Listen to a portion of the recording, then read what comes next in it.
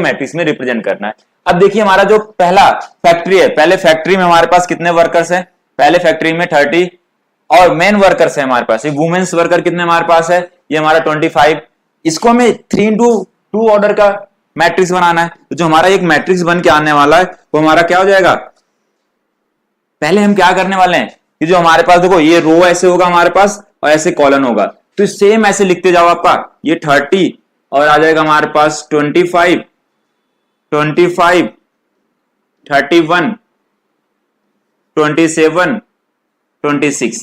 ये जो मैट्रिक्स अब बना हमारे पास, ये 3 फैक्ट्री के डेटा को हमारे पास रिप्रेजेंट करा गया। जो हमारे पास अगर देखा जाए रोज में क्या बताया गया, रोज में फैक्ट्री है, ये हमारे पास फर्स्ट फैक्ट्री हो गया, ये हमारा वाला सेकंड फैक्ट्री हो के बात कर रहे हैं, ये हमारा थर्ड फैक्ट्री की बात कर रहे हैं हमने। और कॉलन में क्या बताया गया आपका, कॉलन में बताया गया आपका कि मैन वर्कर्स हैं, और हमारे पास दूसरे वाले कॉलन में बताया गया हमारे पास वुमेन वर्कर्स है हमारे पास। ये वाला किसके बारे में बात करा गया, ये मैन के बारे में बात करा गया, और हमारा ये वुमेन्स के बारे में बात करा गया हमारे पास। ठीक है, ये हमारा था क्वेश्चन।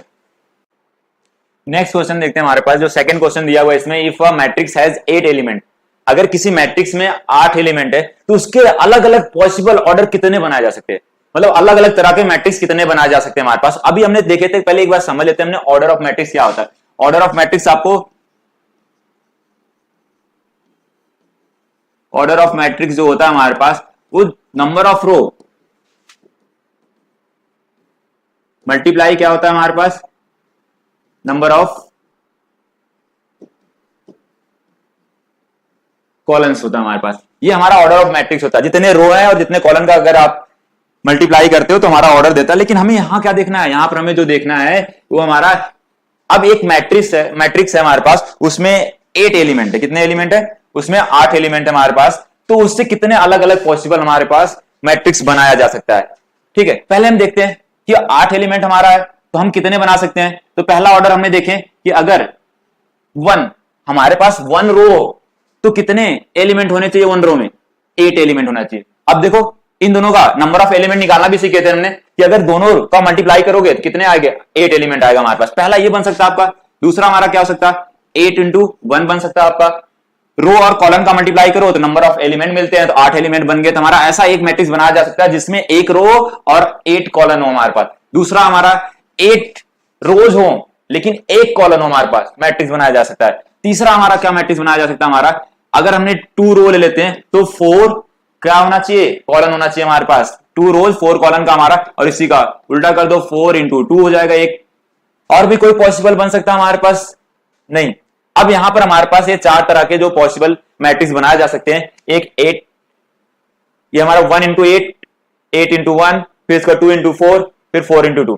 फिर नेक्स्ट वाला क्वेश्चन क्या बोला जा रहा है हमारा, इसमें से थर्ड क्वेश्चन जो दिया हुआ है कि एक हमें मैट्रिक्स बनाना है, हमें एक मैट्रिक्स बनाना है जिसका ऑर्डर क्या होना चाहिए, 3 × 2 ऑर्डर का होना चाहिए, और उसका हमें एक फंक्शन दे रखा है हमारे पास। इस फंक्शन के हिसाब से हमें वो मैट्रिक्स बना के दिखाना आपका। अभी हमें कितने ऑर्डर का मैट्रिक्स बनाना है, ध्यान देखना, हमारे पास जो एक ए मैट्रिक्स आने वाला है उसमें हमारा कितने रो और कितने कॉलम होने वाले चाहिए, इसमें 3 रो होंगे और 2 कॉलम होंगे।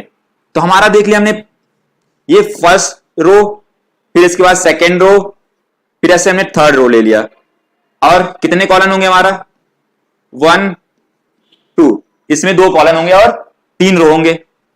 इससे देखते हैं हमारे पास कितने एलिमेंट बन जाते हैं। हम एक जनरल वे पहले बना लेते हैं। यहां से हमारा जो आ जाएगा a = जो बन के आने वाला इसमें a11 a12, फिर हमारा a21 a22। देखो ये क्या बता देता है, a1 पहला जो बताता है इसमें रो और दूसरा कॉलम, तो ये पहले रो और पहले कॉलम का है, और दूसरा वाला क्या है, फर्स्ट रो सेकंड कॉलम का आपका है। इसमें हमारा सेकंड रो फर्स्ट कॉलम है, ये हमारा सेकंड रो सेकंड कॉलम का हो गया।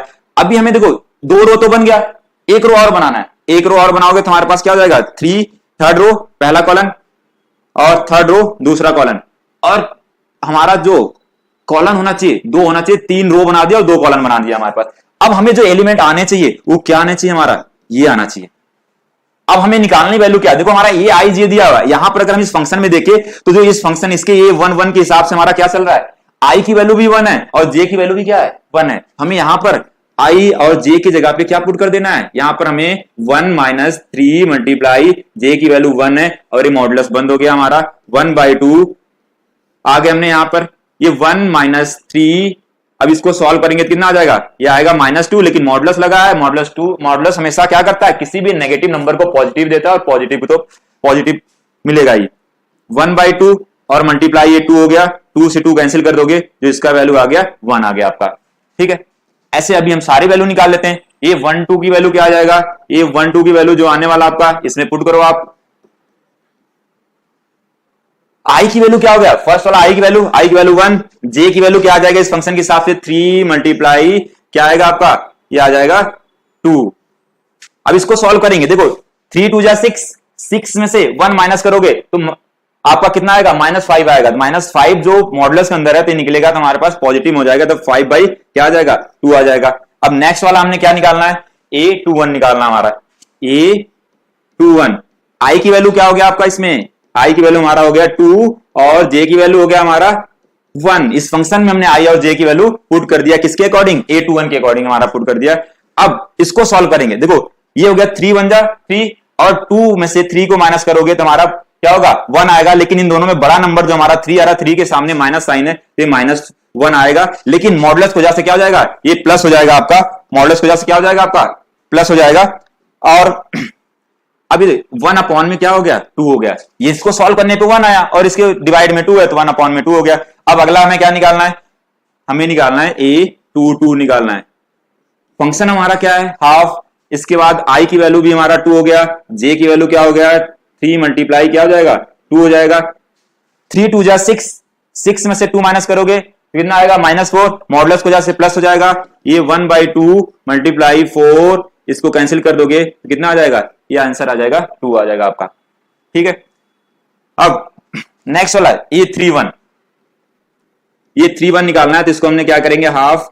आई की वैल्यू हो गया 3 और 3 मल्टीप्लाई 1, ये तो आपको दिख रहा है कि 3 में से 3 को माइनस करोगे तो 0 हो जाएगा। 0 का मल्टीप्लाई किसी भी नंबर में करो तो क्या हो जाता है, 0 हो जाता है। अब लास्ट ये 3 2 निकाल लेते हैं। ये 3 2 निकालेंगे तो आई की वैल्यू आपका हो गया 3, आई की वैल्यू क्या हो गया,